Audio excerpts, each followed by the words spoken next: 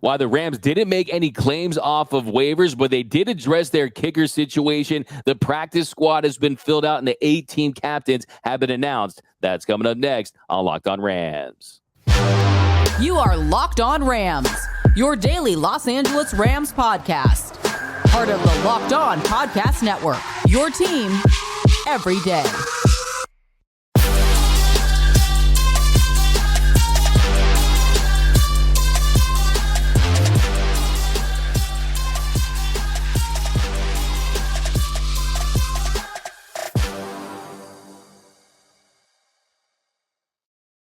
What is up, Ramley, and welcome to another episode of Locked On Rams, your daily podcast covering your four-time champion Los Angeles Rams, part of the Locked On Podcast Network, your team every day. We're also available over on YouTube, so if you haven't yet, do us a huge favor and hit that subscribe button, hit that notification bell, hit that like button. Just past 8,000 subscribers, thanks to you, and let us know. What are your thoughts on the Rams not making any claims on the waiver wire? My name is Doug McKay. My friends call me D-Mac. You can follow me on Twitter and Instagram at DMac_LA. I'm covering LA sports for over a decade. The Lakers for SI, the Dodgers for Dodgers Nation. Now the Rams for Locked On. And as always, I'm joined by the Rams pre-half and post-game show host for the Rams flagship radio station, ESPN 710 LA. He's entering his 8th season covering the team. He's known in the streets as the People's Champ, Mr. Travis Rogers. You can follow him on Twitter at Travis Rogers. And on today's show, we've got the 8 captains have been announced. We got the practice squad. We got some takeaways from that. And the Rams, they did not make any claims on the waiver wire, but they did address their kicker situation. But first, this episode of Locked On Rams is brought to you by FanDuel. FanDuel Sportsbook, official sportsbook of Locked On.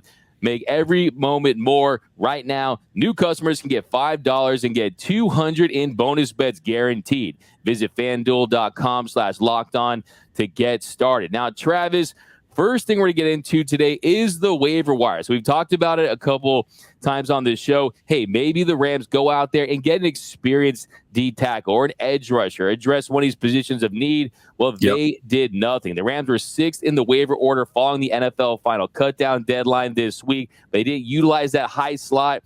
They did not claim any players on the waiver wire. I was hoping to maybe get some depth and maybe add some players. You had Malik Reed out there for the Dolphins, Raymond Johnson, the Bengals. Some players are going to help this team, but the Rams did nothing. Well, this would be the point in the pod where if I were a bad guy, Doug, this is where I'd start doing a victory lap. This is the part where I'd start running around with my finger in the air saying, I knew this was going to happen. Don't listen to what they say. Watch what they do. Don't listen to what they're telling you. Watch what the roster is. Look who the players are on the team. Take care of what you're seeing, not what you're hearing. They, for the first time in a very long time, like you just mentioned, had a chance to add some players. There were some arguments to be made about whether or not they were the right player at the right price and things like that. That's fine. But the fact of the matter is they didn't improve the roster. They're going to go into a season with a team that is not nearly as talented as the teams that they've had in previous seasons. It's going to be an uphill climb. And I think this is just another example of what they're doing is a long-term strategic plan for continued success. There's another word for that, but this is a long-term strategic plan for continued success. And yesterday was another indicator of that. Yeah, exactly. I mean, you're absolutely spot on with this. I mean, the Rams didn't go out there and do anything. They didn't make any moves to note. I said a few months ago that this season is not the seasons that we've seen in the past. Where you go out there and you make these splashy signings and trades and try to go all in. Hey, it's like when you ask your mom, hey, Mom, can we go to McDonald's? Your mom says, no, we've got food at home. And the food at home is like a top ramen with a Kraft single on top of it and some mustard and some Cheerios, right, and some marinara sauce, right? So that really is the position they're in. I do think that from a directional standpoint where they're headed, it does make sense. We understand. We've talked about this on the show. The everyday listeners will know you get the cap space next year. You have your first round pick in 8 years. So we understand the direction they're heading. But for this year, when you look at how poorly they performed during the preseason as far as their inability to get pressure on the quarterback, if you look at offensive line, I mean, at best, are they going to be an average offensive line? I mean, you had a backup quarterback out there, and You could have gotten a Colt McCoy or Will Greer, but you felt like you wanted to go the Stetson Bennett route, and he clearly looks like he's not ready at the moment. So I'm fine with it. I'm not overly concerned at the fact they didn't pick up any of these guys, because it's not like any of them would have been the missing piece of the puzzle, but it would have possibly just raised the floor a tiny bit when you look at the inexperience on this roster. On the same token, Travis, if you go out there and bring one of these guys in, you also could stunt the development of some of these younger players who you're hoping that you hit on that can help this team beyond this season. Well, I like the phrase that you used right there, the idea about raising the floor. What if you don't want to? What if that's exactly the opposite of what you're trying to do, right? That I agree with you, D-Mac, that they're going to try to find some guys that are going to be useful for them in the long term. They're trying to find guys in the secondary, the offensive line, really all over the field that are going to be able to help them in 2024, 2025, and beyond. I understand that. But this season, again, just look at what they're putting together. It's going to be really hard to win a bunch of games this year with the talent that's on this team. Not impossible, but difficult. It's going to be an incredibly challenging road to hoe, because when you look at what they have relative to some of these other teams, they're less talented at a lot of these spots. Now, can you win? Sure. But I'm not quite sure that that's the goal of this team. Not that you're trying to lose. That's not what this is. But let's evaluate. Let's see what we have. Let's see what we can have moving forward. And if we get to a point in the season, whether that's week 4, whether that's week 10, whether that's week 16, where you realize, okay, it's more advantageous for us to think for the future than for the present, I think that they may do that. I think that started to happen towards the middle of last year. I think that it's continued to happen through the offseason. It's continued to happen through preseason. Look, I know that the preseason doesn't mean a whole lot, and with the way that Sean McVay approaches it, it might mean next to nothing. But I don't know if it means nothing that you're last in offense, last in defense, and last in special teams. 32 out of 32 across the board. It doesn't mean that you're the worst team, but it can't mean that you're the best team. It can't mean that you're in the top half. And I think that we're just getting ready, seeing what they're doing across the board. As far as talent goes, they're gearing up for a season that is going to be a developmental season. Yeah, and they know what they're up against, right? And if they wanted to, they would have brought back Gaines and Floyd and Robinson, some of these guys that could have helped them, but they realized that you had to take a step back to take a step forward. You had to bite that bullet and incur that cap pain, and they're going to be in a better position next season. So I still feel like this is a win-win year. I still feel like that. And we're going to talk about that on tomorrow's episode, really kind of what this season entails as far as best case scenario, worst case scenario, the most realistic scenario. But as far as this team goes, yeah, from a roster construction standpoint, a lot of youth, a lot of inexperience. You do have 3 guys, though, that have the capability of winning games by themselves. You have a Donald and a Stafford and a Cup that are so talented and so superior at their positions that they can change the game and get you some W's just on their talent and performance alone. But at least, Travis, we talked about this yesterday, and we were both high on the idea of signing Brett Maher, and apparently they watched the show, and they went out and they made that deal. The Rams bringing in a kicker, Brett Maher, who wasn't on the waiver wire due to the fact that he was a vested veteran, but they bring him in. The Rams are going to need to cut a player from their 53-man roster to make room for him. But I think what they're going to do to free up that space is place O'Shawn Mathis on the IR to free up that spot. So I like this. You finally have a veteran as your kicker. Tanner Brown, of course, he was cut. And I think this at least brings some stability to that position. Look, he kicked really well last year. Maher was a good kicker right up until we saw what happened in the postseason where he missed 5 PATs in a row. And, I laugh when I say it because it almost doesn't even make sense that this is the NFL. This isn't, Pop Warner football where the ball's squirting out every different way. That an NFL guy missed 5 PATs in a row seems like a bad joke. It did happen, but I really do think it's a combination of he just got in a weird spot. It got between his ears. And now that he's in a new team, a new spot, I think he can kind of flush it and start all over. Because prior to that meltdown, he was really, really good. I think that kickers are a lot like relief pitchers, that sometimes it just isn't going to work here, but it might work somewhere else. And this is the somewhere else for Brett Maher. And regardless of what happens here coming up on opening week against Seattle, I know that he's going to be better than Tanner Brown. Tanner Brown was not ready for this, and they needed to go find somewhere else. And Maher, if nothing else, is a good place to start. Exactly. I love that comparison to a reliever. It does feel like relievers and kickers, sometimes they overstay their welcome, right? And a change of scenery really puts them in a better position. I think you're always going to talk about the PATs, and unfortunately, his legacy, he's going to own that record probably forever as far as most missed point after attempts. And yeah, I think if you're a Dallas fan, you wouldn't have trusted him to valet cars outside of Jerry World, outside of that game after that. And you wouldn't want to see that. But still, I do think it was mostly mental, mostly mechanical. And like you said, the reality is, this is a guy who's hit a 63-yard kick in his career. That's his career long. Yeah. Last year, 29 out of 32 field goals, 50 out of 53 in PATs in the regular season. This is someone who still has a leg that can be one of the better kickers in the league. Let's not forget, too, Matt Gay, as good as he was kicked to the curb by two teams, Tampa Bay and Indianapolis, before finding his game in LA and turning that into the most lucrative contract for a kicker. Fit matters, right? It absolutely matters. And I think the number, 5 is the number we're always going to remember as far as Maher, the 5 in a row that he missed. But I think the more important number is 29 out of 32 field goals. That's pretty darn good. I think that's something that most teams in the NFL would take, that you got an incredibly good chance to go out there and make a kick. And he's got a big leg. You can take some shots from beyond, 52, 3, 4, 5 yards. And here's the other thing. If it doesn't work, you go find another guy. Like this is not your quarterback where it's impossible to find guys that are available. Kickers are available, and they're available frequently. But yeah, coming up, we got the practice squad has been announced. We got some big takeaways from that. What does it mean for the Rams this season? That's coming up next on Locked On Rams.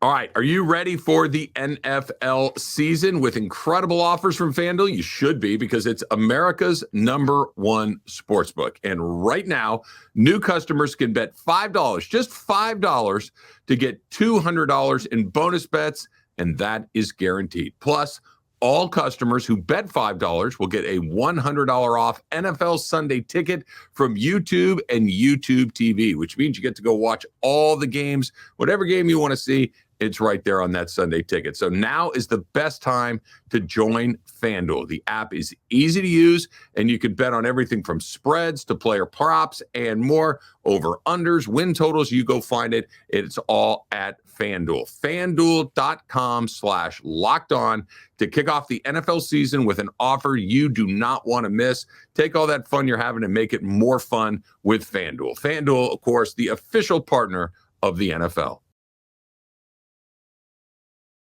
And we are off and running here on Locked On Rams. Thank you for making Locked On Rams your first listen every single weekday, free and available wherever you get your podcasts. Locked On Rams, part of Locked On Podcast Network, your team every day. And a special shout out to our everyday listeners. We appreciate you watching every episode, listening to every episode, and you can be an everyday listener too. Join the club. Membership is free, and you won't miss a thing about your Los Angeles Rams. Now, Travis, here in our second segment, we've got the practice squad that has been announced. You got A.J.R. Curry, offensive lineman. You got Logan Bruss's back, Marquise Copeland, Royce Freeman, running back, safety Tanner Ingle, Tyler Johnson, wide receiver we talked about on this show, a guy that was just on the outside looking in. He's on the practice squad. You got Nikola Kalinick, the tight end. You got Mike McAllister, offensive lineman, defensive back Cameron McCutcheon, offensive lineman Grant Miller, linebacker Troy Reeder, who is the only guy they brought in. So the only people they brought in were Maher and Reeder. He's back. You got Brett Rippon, Xavier Smith, who I'm happy to see back on there. He's someone I think can help them in the special teams game potentially. You got Kier Thomas and Austin Trammell, who's a very solid practice squad player that if he gets an opportunity, I think he could possibly make the most of it too. But any big takeaways from this? My first one is that Logan Bruss is back on.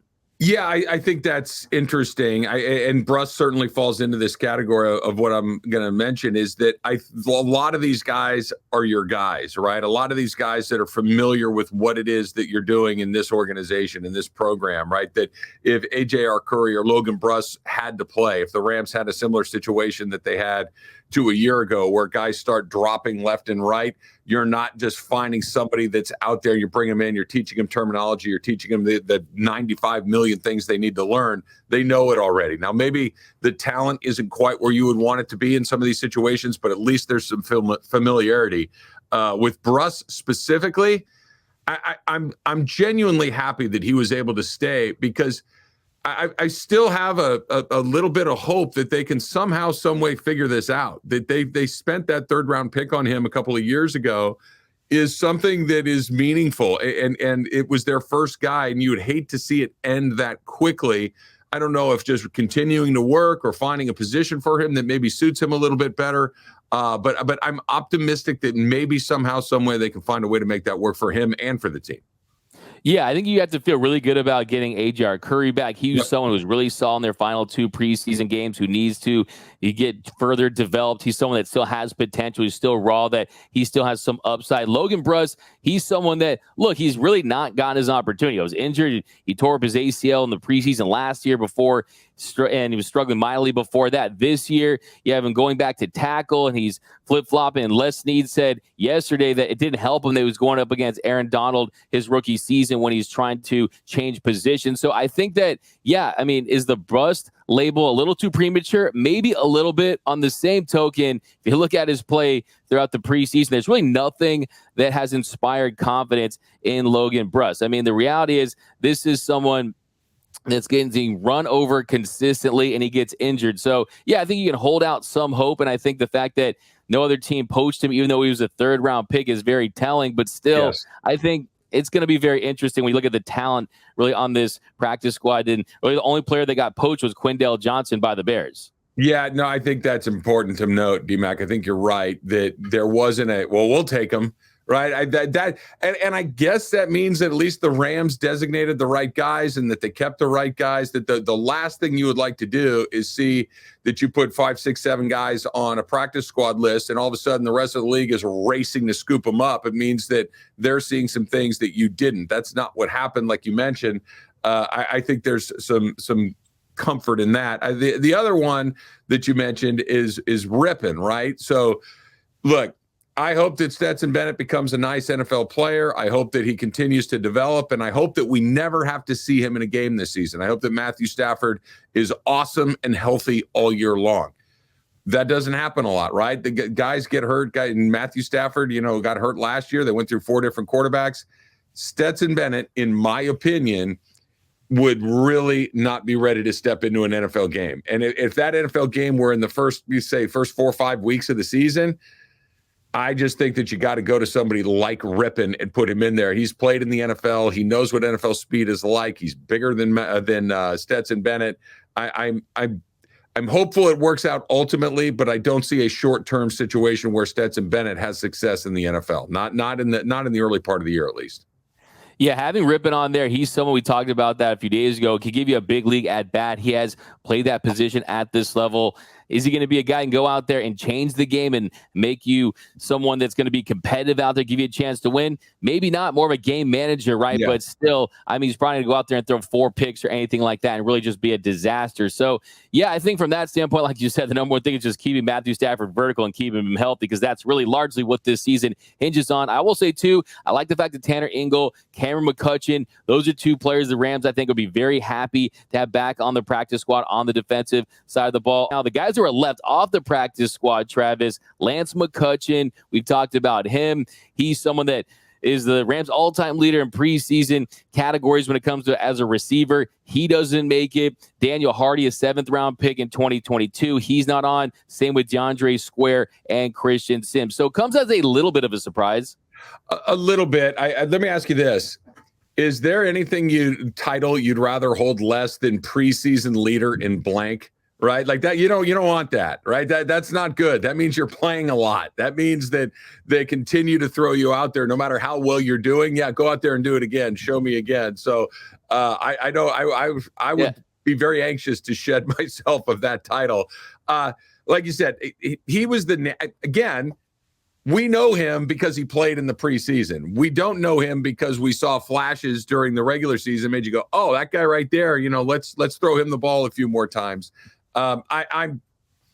It's probably time to move into the phase where we'll go, remember that Lance McCutcheon guy? Remember when he had that preseason back in 2022? I think that's going to be our memory of him as a Rams player. The real question I have for you is this. Would you rather be the best player in the XFL or be on an NFL practice squad? Because for me, you get all the shine. If you love the game, you get the reps, but still, they're making like $60,000 a year. If you're on the practice squad, you're still taking in over $200,000. In the words of Rod Tidwell from Jerry Maguire, show me the money, right? You just answered the question. What does my tax return look like? That's the answer. The one that pays me more is the one that I want, because neither one of those things are probably tickets to superstardom. But if I could put 220 in the bank rather than 60, I'm going to do the 220. And if my neighbors don't even know I'm a football player, that's fine. I'll take the 220. Exactly. And also, too, you're always one call away, right? You can be poached by other teams. You can get that opportunity. You still have a locker room next to these guys. I mean, you can go over and take a picture with Stafford, get an autograph from him, Aaron Donald, that kind of stuff. Get some merch, have him sign, maybe have a little side hustle, some appearances. I was going to say, you got some things to take to Little League Auction Day, where, right, when you go there and they say, oh, wow, we got a Matthew Stafford autograph football courtesy of Doug McCain. This is awesome. Exactly. So, yeah, for me, this is not even a question. I mean, I'm taking the NFL all day, every day. I'm talking almost 400% more money potentially. But the team captains have been announced. We have 8 team captains for the Rams this season, and we'll talk about that next here on Locked On Rams.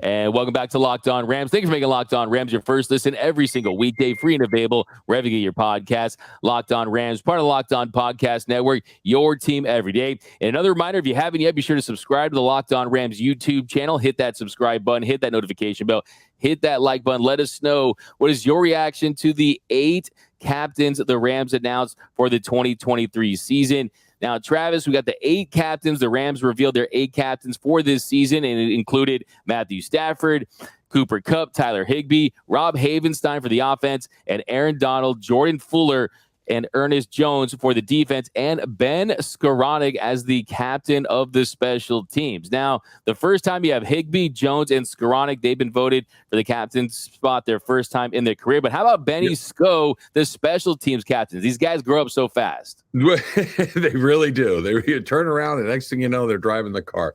Look, it's probably why he made the team, right? It's probably why he's here, and maybe a guy like Tyler Johnson is on the practice squad, because he's a really good special teams player, because he's multifaceted. And look, you've been in locker rooms. I've been in locker rooms. We've played on teams. We like the guy that's willing to do whatever it takes. Everybody respects the guy that's got his hand in the air saying, I'll do it. Put me in there. Put me in this spot. You need me to block a guy that's got 60 pounds on me? I'll do it. You need me to return punts? I'll do it. You need me to be the gunner on a punt team? I'll do it. The guy that says yes over and over again is a tough-nosed guy, is always going to be popular with his teammates, and I think that's where Skoranek falls into, and that's very cool that he's been selected as a captain. I think speaks to how his teammates and his coaching staff feels about him. Yeah, he's the ultimate lunch pail guy, right? He can do a lot of different things on this team. You can use him in different formations, big physical, great blocker. So definitely happy to see that. I see some people on social media kind of clowning the idea that Ben Skoranek is a captain, and it's some indication that this team is bad. But look, the reality is you got a special teams captain. It makes sense. It might be. Look, like one of my favorite phrases is 2 things can be true at the same time. Right. Yeah. It may be that he's a well-respected guy with his friend, with his teammates, and with the coaching staff. And it may be an indicator that their roster is not very good. Both of those things can be true at the same time. And I think that it might be in this case. But it doesn't make his captaincy any less legitimate that his teammates and his coaching staff put him in that position. But look, this is going to be different. I know I say it a lot. I know, and I don't mean to be negative. I really don't. But I also want to be honest with our listeners. I want to be honest with our everydayers. This team is different than the Sean McVay teams you've seen previously. It's going to play differently. It's going to look differently. And there's a chance the results are going to be different. Exactly. You look at the Dodgers, too. Who do they say is the captain of the team? They say it's Austin Barnes. And that's all I'm going to say there. I don't want him to bite my ankles off next time I see him. But, hey, he's the guy who they say is the captain. So it doesn't necessarily mean the best player or anything like that. And the reality is you still have your best captains. Donald, it was a 6-time Cup, is 4-time. But I think is that too many captains? Is 8 too many? So, no, I don't think so. Football is so unique, A, because of the size of the roster, and B, these units very rarely overlap other than when they come to play games together. The offensive and defensive units will never really be together other than in games and occasionally against each other in practice. But defensive guys are with defensive guys. They're with their position coaches. They're with their coordinators. And so you need captains inside of all of these smaller pods. That's why you got an O-line guy, a receiver guy, a quarterback, a D lineman, a secondary guy, a special teams guy. You've got all these different little compartments in the team. They each need a leader. So I'm not surprised at all. I think it's about the right number. And I will say too, Travis, my biggest takeaway from this is Ernest Jones, the first-time captain. He's someone they need to work out. A lot of Les Snead slander around the Rams universe last couple of days, and he's someone that, hey, he could be a draft pick that does work out, a guy that does contribute for years. And I think him growing into this captain's role is something that's very significant. I'm hoping that he has a big year. But that is going to do it for this episode of Locked On Rams. My name is Doug McCain. You can follow me on Twitter and Instagram at DMAC_LA. And you can follow the People's Champ at X at Travis Rogers. And until next time, whose house? It's Locked On Rams house.